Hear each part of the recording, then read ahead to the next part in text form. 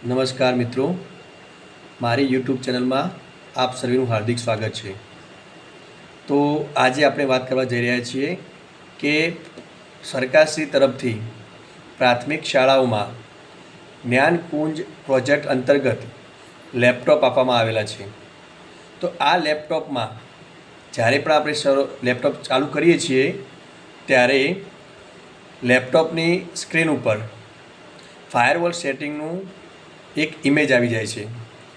એ image વચ્ચોવચ્ચ આવે છે, જેના કારણે આપણે કોઈપણ કામ કરી શકતા નથી અને કદાચ આપણે કોઈપણ કામ કરીએ તો એ ફાયરવોલ સેટિંગની ઇમેજ વચ્ચે હોવાના કારણે આપણે કરેલા કામની સ્ક્રીન આપણે જોઈ શકતા નથી। તો આ ઇમેજને દૂર કરવા માટે આપણે શું કરીશું, તો એ આપણે તમને જણાવવા જઈ રહ્યા છીએ। તો આને દૂર કરવા માટે આપણે ટાસ્ક બારમાં ખાલી જગ્યા પર રાઈટ ક્લિક કરીશું। ત્યાં ટાસ્ક મેનેજર એના પર ક્લિક કરીશું।